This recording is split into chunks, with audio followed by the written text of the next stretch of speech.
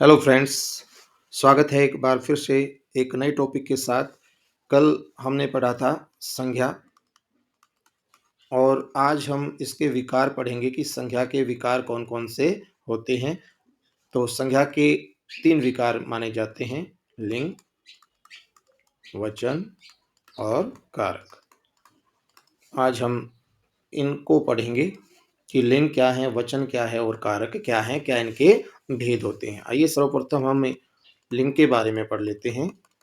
तो पुरुष और स्त्री जाति का बोध कराने वाले शब्दों को क्या कहते हैं? पुल्लिंग कहते हैं। पुरुष और स्त्री जाति का बोध कराने वाले शब्दों को लिंग कहते हैं। तो यहाँ से देखिएगा कि पुरुष और स्त्री 2 शब्द ही आए हैं, तो पुरुष से यहाँ इसके 2 भेद हो जाते हैं। एक हो जाता है पुल्लिंग, पुल्लिंग, और स्त्री से इसका हो जाएगा स्त्रीलिंग। तो लिंग के 2 भेद हो जाते हैं, पुरुष पुल्लिंग और स्त्री से स्त्रीलिंग। जो शब्द पुरुष जाति का बोध कराते हैं, पुरुष जाति का बोध कराते हैं, पुल्लिंग कहलाते हैं, और जो शब्द स्त्री जाति का बोध कराते हैं। देखिए, देखने में ये लगता है कि ये बहुत ही आसान है, और सच बताऊं तो एक बार मेरा भी क्वेश्चन गलत हो गया था। वहां पर अदालत शब्द पूछा गया था कि अदालत कौन सा शब्द है, पुल्लिंग या स्त्रीलिंग। तो कई बार हम इनको बहुत हल्के में ले जाते हैं कि ये तो पता चल ही जाता है कि कौन सा पुल्लिंग है और कौन सा स्त्रीलिंग। तो आज मैं आपको एक ऐसी ट्रिक बताऊंगा, और उस ट्रिक के माध्यम से आपको कभी भी, वैसे तो फिर याद करने के लिए ऐसे पहाड़ों के नाम कौन से होते हैं, भाषाओं के नाम कौन से होते हैं, महीनों के नाम कौन से होते हैं, तिथियों के नाम किसमें आते हैं, तो ऐसे हो सकता है आपके लिए उलझन हो जाए, लेकिन इस ट्रिक के माध्यम से आपका कभी भी गलत नहीं होगा। जो भी वर्ड दिया गया है, जो भी वर्ड दिया गया है, उसका वाक्य प्रयोग करके देख लें। वाक्य प्रयोग, अगर वहां पर आ या ए की मात्रा आती है तो पुल्लिंग हो जाएगा, और अगर वहां पर ई की मात्रा लास्ट में आती है तो क्या हो जाएगा? स्त्रीलिंग हो जाएगा। दोस्तों, ये ट्रिक अगर आप किसी भी शब्द को देख करके, लेकिन अब यहाँ पर एक छोटा सा वाक्य अपनी तरफ से, कोई सिंपल सा वाक्य आपको बनाना है। जैसे अदालत चली। अब यहाँ पर देखिए, अदालत चला या अदालत चली, तो आपको समझ में आ जाएगा कि अदालत चली होती है, अदालत चला नहीं होता, तो इसलिए ये स्त्रीलिंग शब्द हो जाएगा। जैसे वहां पर आ गया भाई समाचार पत्र। समाचार पत्र भाई कौन सा है? तो समाचार पत्र पढ़ा या पढ़ी, तो यहां पर समाचार पत्र पढ़ा हो जाएगा। तो ये आपका क्या हो जाएगा? पुल्लिंग शब्द हो जाएगा। जैसे नेत्र। अब नेत्र शब्द क्या है भाई? पुल्लिंग है या स्त्रीलिंग है? वैसे तो मुश्किल हो जाएगा इसको छांट पाना, लेकिन अगर नेत्र रोए या नेत्र रोई, तो क्या क्या लग रहा है आपको? नेत्र रोए, नेत्र सूज गए या सूज गई, तो आपने देखा कि ए वाला जो है वो सही लग रहा है, तो इसलिए नेत्र यहाँ पर पुल्लिंग शब्द हो जाएगा। लेकिन जैसे आ गई आपकी आंखें, तो आंखें दुखने लगी, दुखने लगी कि आंखें सूज गई, ठीक है। और आंखें दुखने लगा, ये बिल्कुल गलत हो जाएगा। तो अलग से समझ में आ गया कि आंखें क्या है, वो आपका स्त्रीलिंग शब्द है। तो ऐसे आप इसमें करना है। लेकिन जो मैंने गलती की थी वो कहाँ हुई थी? वो यहाँ गलती मुझसे हो गई कि यहाँ पर मैंने खुद को जोड़ दिया, और मैंने जो वाक्य बना दिया वो क्या बना दिया? मैं अदालत गया, मैं अदालत गया। दोस्तों, यही गलती इसमें हो जाती है कि देखिए, यहाँ मैंने जो क्रिया है ना, वो अपने अकॉर्डिंग चला दी, और ये नहीं सोचा अगर कि यहाँ पर अगर मेरी जगह कोई लड़की होती तो फिर क्या हो जाता? मैं अदालत गई। तो इसलिए मैं के खुद के अकॉर्डिंग यहाँ कोई भी क्रिया आपको नहीं चलानी है, आपको केवल शब्द का इस्तेमाल करना है। इसलिए अपने आप को इन्वॉल्व करने से उसमें बचना है, बस इसमें यही आपको ध्यान देना है, ठीक है। तो आइए कुछ वैसे शब्द देख लेते हैं जिनको पुल्लिंग से स्त्रीलिंग बनाया जा सकता है। तो इसमें अ से जो है कई बार आ बना देते हैं, तो जिन शब्दों में ए होता है उसको आ की मात्रा लगा देंगे तो आपका क्या बन जाएगा? वो स्त्रीलिंग शब्द बन जाएगा। जैसे यहाँ पर आपका शिष्य शब्द है, तो इसमें आ की मात्रा जोड़ देंगे तो उसका क्या बन जाएगा, वो शिष्या बन जाएगा। मान लो यहाँ पर अध्यक्ष शब्द है, ठीक है, इसमें आ की मात्रा जोड़ देंगे तो वो अध्यक्षा यानी कि बन जाएगा, ठीक है। जैसे यहाँ पर आपका पूज्य शब्द है तो क्या बन जाएगा, पूज्य शब्द बन जाएगा। तो आ की मात्रा जोड़ने से क्या बन जाएगा, आपका स्त्रीलिंग शब्द बन जाएगा, ठीक है। तो दूसरे नंबर पे आप ये भी बना सकते हैं, तो कई बार आपको आ की मात्रा को क्या बदलना है, ईया में बदले जाता है, ठीक है। जैसे यहाँ पर आपका चिड़ा शब्द हो, तो आ की मात्रा थी तो इसको ईया में बदलेंगे तो क्या बन जाएगा, आपका चिड़िया शब्द बन जाएगा, ठीक है जी। जैसे बेटा शब्द है तो क्या बन जाएगा, बिटिया शब्द बन जाएगा। चूहा शब्द है तो क्या बन जाएगा, चूहिया शब्द आपका बन जाएगा। तो आ को आपने क्या बनाना है, ईया बनाना है, ठीक है। और कई बार कुछ शब्दों में क्या जोड़ देते हैं, आनी शब्द जोड़ देते हैं। जैसे जेठ शब्द है तो आप क्या बना देंगे, जेठानी। देवर शब्द है तो आप क्या बना देंगे, देव रानी बना देंगे, ठीक है जी। कई शब्दों में आप क्या जोड़ेंगे, वान शब्द का क्या बना देंगे, वती बना देंगे। तो जहां जिन शब्दों में वान होगा, जैसे मान लो यहाँ पर बलवान शब्द है तो उसमें क्या जोड़ देंगे, यहाँ पे वती जोड़ देंगे तो क्या बन जाएगा, आपका बलवती आपका बन जाएगा। तो भाग्यवान का क्या बन जाएगा, भाग्यवती बन जाएगा। आयुष्मान का क्या बन जाएगा, आयुष्मती शब्द आपका बन जाएगा। गुणवान का क्या बन जाएगा, गुणवती शब्द आपका बन जाएगा, ठीक है। ऐसे ही आप पांचवें नंबर पे वही आयन भी जोड़ सकते हो। क्या जोड़ सकते हैं, आयन। तो जैसे लाला शब्द है तो ललायन शब्द आपका बन जाएगा, ठीक है जी। तो ऐसे ही आपके बन जाएंगे। जो जैसे पंडा शब्द है तो क्या बन जाएगा, पंडाइन शब्द आपका बन जाएगा। दुबे है तो क्या बन जाएगा, दुबाइन शब्द बन जाएगा। हलवाई है तो क्या बन जाएगा, हलवाइन शब्द आपका बन जाएगा। गुरु शब्द है तो गुरुवाइन आपका बन जाएगा जी, गुरुवाइन शब्द आपका बन जाएगा। बनिया शब्द है तो बनियाइन आपका बन जाएगा। और अक को इका बना सकते हैं, अक को इका बनाकर, ठीक है। जैसे आपके बनते हैं पाठक, लेखक, अध्यापक,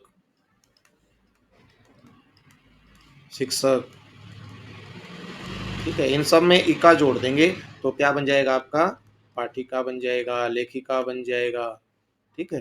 गायक का गायिका बन जाएगा, अध्यापक का अध्यापिका बन जाएगा, शिक्षक का शिक्षिका बन जाएगा, दर्शक का दर्शिका बन जाएगा, उपदेशक का उपदेशिका बन जाएगा, सेवक का सेविका बन जाएगा, नायक का नायिका बन जाएगा। और सातवें नंबर पे हम क्या जोड़ सकते हैं जी, वो दीर्घ ई जोड़ करके बना सकते हैं, ठीक है। जैसे दादा है तो हमें इसको दीर्घ ई जोड़ देंगे तो दादी। नाना का नानी हो जाएगा, मामा का मामी, बेटा का बेटी हो जाएगा, चाचा का चाची हो जाएगा।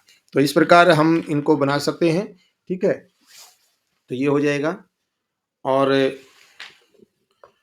कुछ ऐसे शब्द भी होते हैं जो जिनमें नर एवं मादा शब्द हम जोड़ते हैं, नर और मादा शब्द जोड़ा जाता है। तो नर जोड़ा जाता है पुल्लिंग के लिए और मादा शब्द जोड़ा जाता है स्त्रीलिंग के लिए, ठीक है। जैसे तोता शब्द है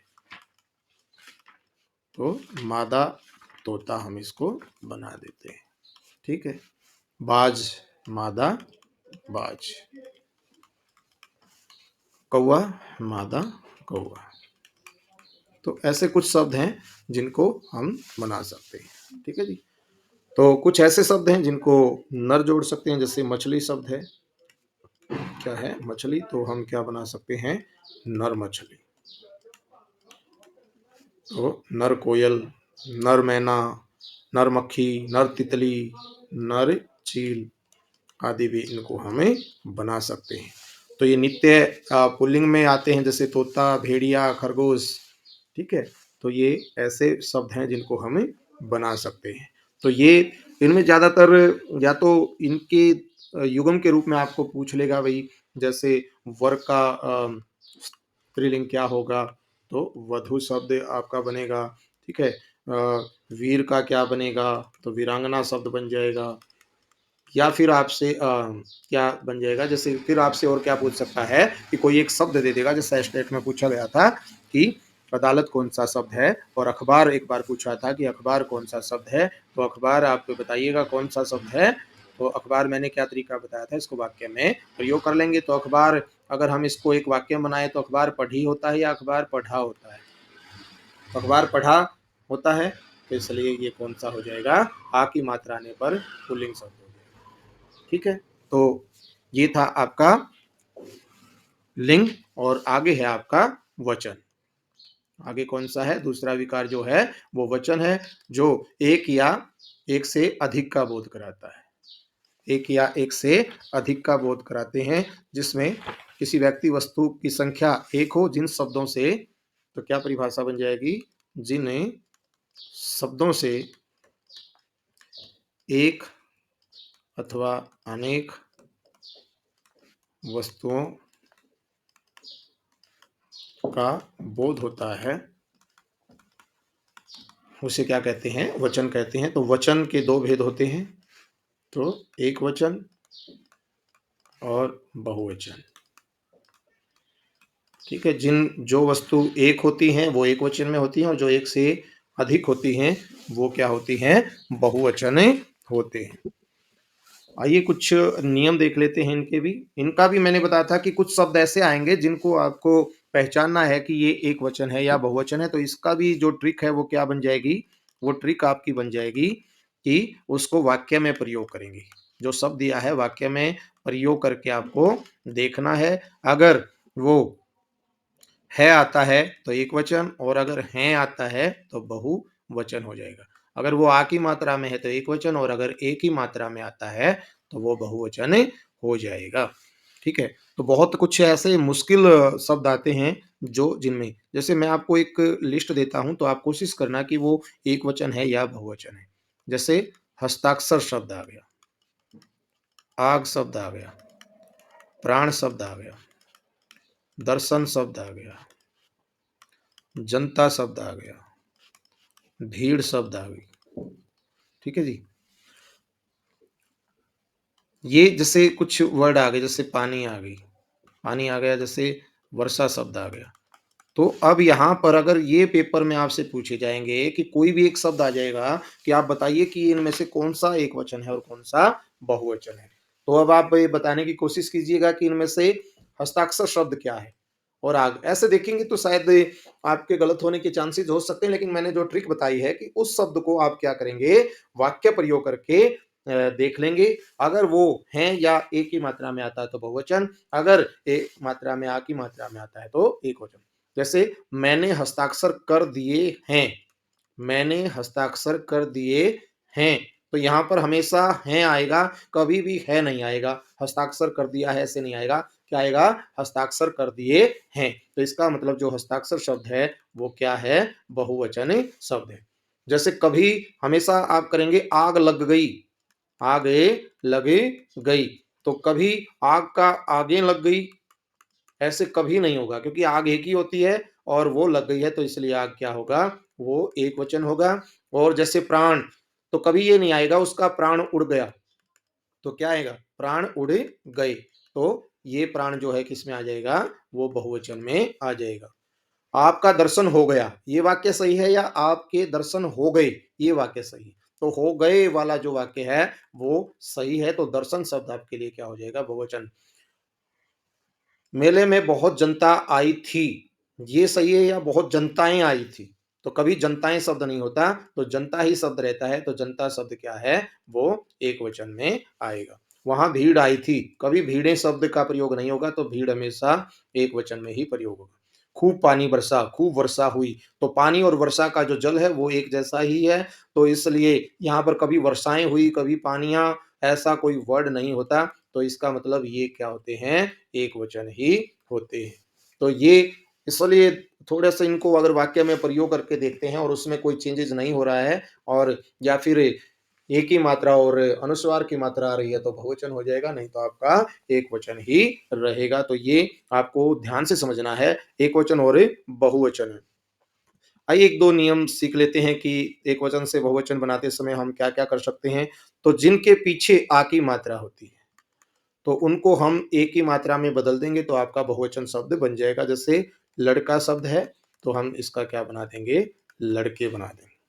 जैसे मान लो आपका किस्सा शब्द है, तो हम क्या बना देंगे, किस्से बना देंगे। तो ऐसे बहुत सारे एग्जाम्पल हैं, जैसे पत्ता पत्ते, लोटा लोटे, चूहा चूहे, घड़ा घड़े, बेटा बेटे, कमरा कमरे, जिनमें आ को ए बना देंगे। ठीक है, दूसरे नियम में हम क्या बना देंगे कि अगर मान लो आपका ए शब्द है पहले अक्षर में, तो इसमें ए जोड़ देंगे चंद्र बिंदु के साथ।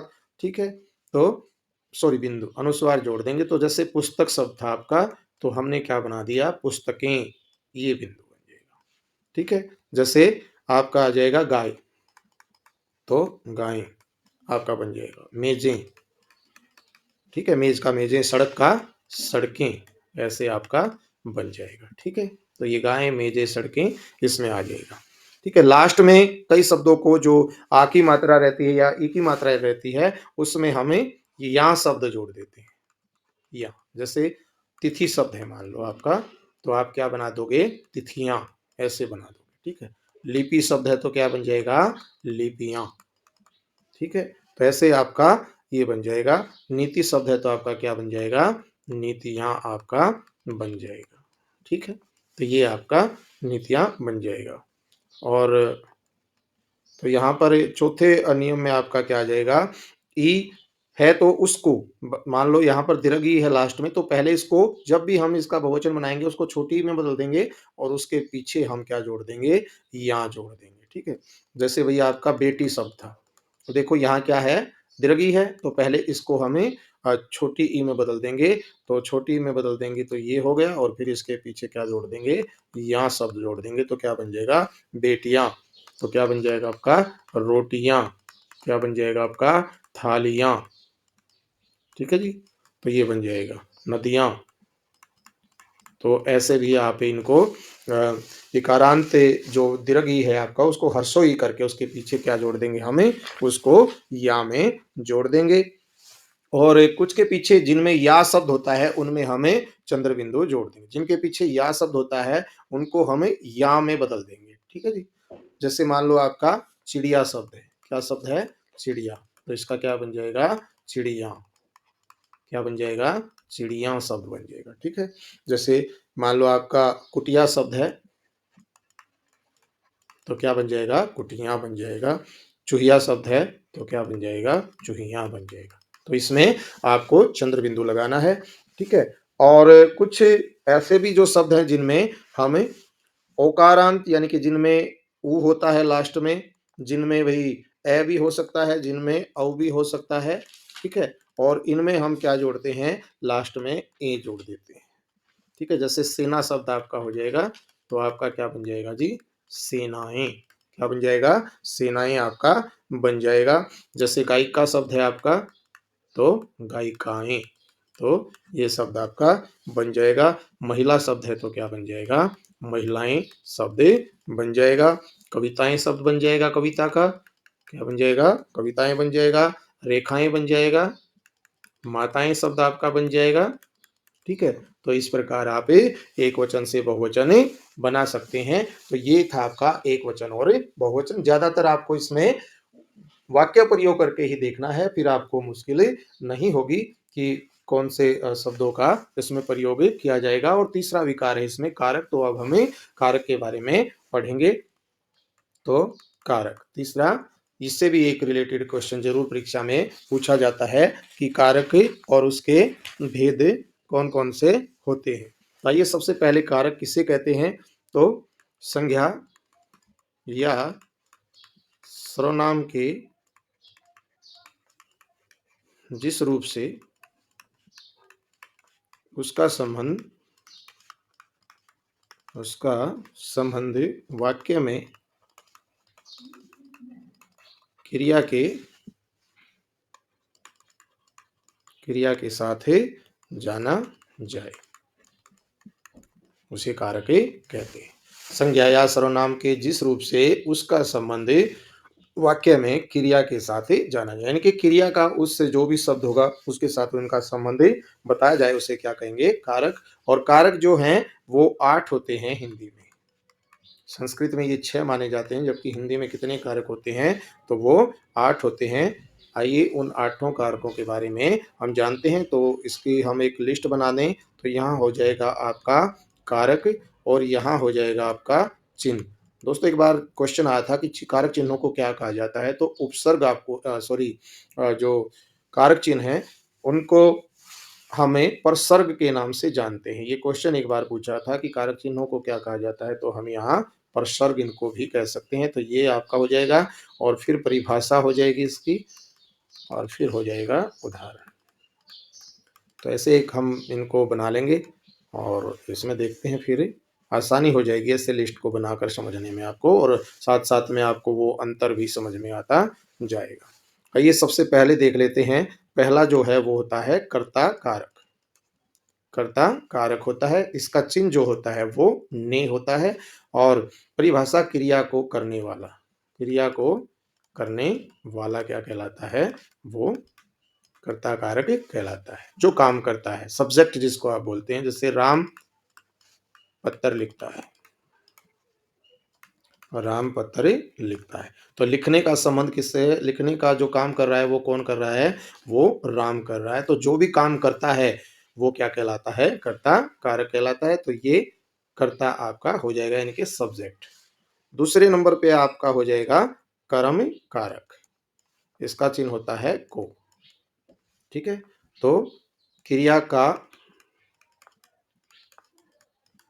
फल जिस पर पड़ता है, जिस पर पड़ता है उसे क्या कहेंगे? कर्म कारक कहेंगे। क्रिया का फल जिस पर पड़ता है, जैसे जैसे आपका एग्जाम्पल आ गया, राम ने पत्र लिखा।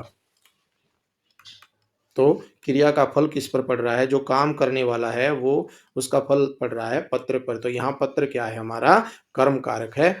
और अगर वाक्य में आपको कर्ता ढूंढना हो तो ये ट्रिक होती है, कौन या किसने लगाकर आप वाक्य में ढूंढ सकते हैं। जैसे कौन पत्र लिख रहा है? वो राम। ठीक है, किसने पत्र लिखा? राम ने। तो वाक्य में कहीं भी अगर आपको सब्जेक्ट ढूंढने में दिक्कत आ रही है तो आप कौन या किसने लिखिए और आपका उत्तर हो जाएगा। और अगर आपको कर्म ढूंढने में दिक्कत आ रही है तो आप क्या और किसको लिखिए। ठीक है जी, तो अपने आप आपका उत्तर हो जाएगा। तीसरे नंबर पे जो आपका कारक होता है वो होता है करण कारक। इसका जो चिन्ह होता है वो से या फिर के द्वारा होता है। तो कर्ता जिस साधन से क्रिया संपन्न करता है, क्रिया संपन्न करता है, जिस भी वो उस साधन से काम कर रहा है। जैसे राम गाड़ी से दिल्ली गया। ठीक है, अब जाने का साधन क्या है? वो गाड़ी से है जी। ठीक है, माँ ने चाकू से सेब काटा, तो यहाँ सेब काटने का जो साधन है वो क्या है? चाकू है। तो ये आपका हो जाएगा करण कारक। और चौथे नंबर पे है संप्रदान कारक। तो इसका दो चिन्ह होते हैं, को और के लिए। सबसे ज्यादा पूछा जाता है भाई ये, क्योंकि इसमें भी दो हैं, यानी कि कर्म कारक का भी को होता है और यहाँ भी को होता है। ठीक है, तो इसको समझाएंगे उदाहरण के माध्यम से तो आसान हो जाएगा। कर्ता जिसके लिए क्रिया करता है, जिसके लिए क्रिया करता है। ठीक है, एक तो के लिए जहां भी जुड़ेगा तो वो तो हो जाएगा, लेकिन ज्यादातर इसका जो पूछा जाता है ना, जैसे यहां पर आ जाएगा, राजा ने निर्धनों को वस्त्र दिए, वस्त्र दिए। तो दोस्तों आपको ये पूछा जाएगा और बहुत सारे यहाँ पर अंडरलाइन आ जाएगा कि निर्धनों को इसमें किस कारक का प्रयोग किया गया है। तो ज्यादातर जो बच्चे हैं वो को देखते ही कर्म उत्तर लगा के आ जाते हैं, जो कि गलत हो जाता है। जहां भी आपको ये ट्रिक बता दूं, जहां भी किसी भी वाक्य में देना शब्द का प्रयोग हो जाए, कोई भी चीज दी जा रही है, चाहे वो सजा है, चाहे पुरस्कार है, चाहे कोई धन है, चाहे वस्तु है, कुछ भी है, अगर देना शब्द उसमें जुड़ जाएगा तो वो हमेशा संप्रदान कारक कहलाएगा। तो यहाँ पर राजा ने निर्धनों को वस्त्र दिए में कौन सा हो जाएगा? संप्रदान कारक हो जाएगा। ये ध्यान रखना, सबसे ज्यादा पूछा जाता है ये। यहाँ पर सीधा को आएगा, जैसे राम ने पाठ को पढ़ा, तो यहाँ पर कहीं भी देना शब्द का प्रयोग कर्म कारक में नहीं हो सकता। और पांचवें नंबर पे फिर है, ये भी बहुत इंपॉर्टेंट है, तो अपादान कारक। इसका मतलब है से, लेकिन इसमें अलग होना पाया जाता है। से यहाँ भी है लेकिन इसमें आप कोई भी जो वस्तु है वो अलग दर्शाता है, उससे अलग होता है। तो जिस कारक में डरना, गिरना, अलग होना, जी चुराना, कोई यूनिवर्सल ट्रुथ है यानी कि जो सत्य है जिसको हम झुठला नहीं सकते, ऐसी जो भी कारक होते हैं वो क्या होता है अपादान कारक होता है। ठीक है? जैसे राम शेर से डरता है, राम शेर से डरता है। तो यहाँ पर डरना शब्द आ गया तो इसलिए यहाँ पर अपादान कारक हो गया। राजा घोड़े से गिर गया, राजा घोड़े से गिर गया तो यहाँ पर गिरना शब्द आ गया। ठीक है? तो इसलिए यहाँ पर आ गया। वह पढ़ाई से जी चुराता है, वह पढ़ाई से जी चुराता है। जी चुराता मतलब पसंद नहीं करता है पढ़ने की कोशिश, तो जी चुराना आ गया। ठीक है? जैसे कोई भी वस्तु है, जैसे भाई गंगा हिमालय से निकलती है, सूर्य पूर्व से उदय होता है, तो ये यूनिवर्सल ट्रूथ है, तो इसलिए इसमें कौन सा आ जाएगा अपादान कारक का प्रयोग हो जाएगा। तो इसलिए इसमें अपादान है, लेकिन वहां पर के द्वारा आदि का क्या होता है वो प्रयोग होता है। ठीक है? और छठे नंबर पे आपका आता है संबंध कारक। इसका चिन्ह जो होता है वो का, के, की और रा, रे, वी होता है। ठीक है? क्रिया के जिससे संबंधों का क्या होता है ज्ञान होता है, संबंधों का ज्ञान। इसमें का जैसे मोहन का भाई सोहन है, तो यहाँ आपने देखा कि का जो आता है वो क्या है संबंध कारक है। मोहन और सोहन का संबंध का जोड़ रहा है। एक जैसे रा होता है, जैसे मेरा भारत, तो यहाँ पर जो रा आया है वो किसका है वो संबंध कारक का प्रयोग करता है। ठीक है जी। सातवां वे कारक संबंध के बाद आता है अधिकरण कारक। इसका चिन्ह होता है में या पर। वे कारक जिस से जिनसे जिनसे क्रिया के स्थान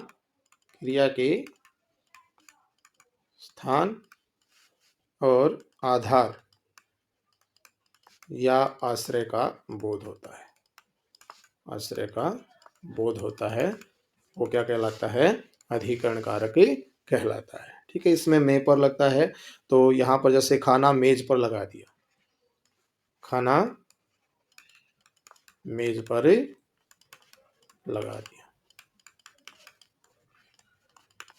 दोस्तों एक और वर्ड है इसमें, यहाँ पर श्रेष्ठ शब्द आप इसमें पकड़ के चलना। श्रेष्ठ, योग्य, निपुण, चतुर, ठीक है, आदि जो वर्ड होते हैं इनमें जहां भी इनसे कोई एग्जाम्पल बनता है तो वो अधिकरण कारक में आता है। जैसे कालिदास सभी कवियों में श्रेष्ठ थे, श्री राम धनुष विद्या में निपुण थे। तो ऐसे ऐसे उदाहरणों में हमेशा अधिकरण कारक का प्रयोग होता है। और लास्ट होता है वो संबोधन। क्या होता है संबोधन कारक होता है। इसका जो चिन्ह होता है वो हे और अरे होता है। जब किसी को बुलाया या पुकारा जाए, बुलाया या पुकारा जाए, जहां किसी को बुलाया या पुकारा जाए उसे क्या कहेंगे संबोधन कारक। इसमें हे या अरे से कोई भी शुरू हो सकता है और इसमें ये चिन्ह जरूर रहता है इसमें आदिबोधक का, अरे इधर आओ, हे राम। तो आदि जैसे मतलब ये जो चिन्ह आएंगे तो इसमें संबोधन कारक कहते हैं। तो ये 8 भेद हैं कारक के। तो इस वीडियो में हमने क्या पढ़ा संज्ञा के विकार, लिंग, वचन और कारक। मुझे पूरी उम्मीद है कि आपकी परीक्षा जो भी आप जिस परीक्षा की तैयारी कर रहे हैं उसमें कोई भी नंबर अब आपका आगे नहीं कटेगा। मिलते हैं एक नई कक्षा के साथ, नए चैप्टर के साथ। तब तक धन्यवाद।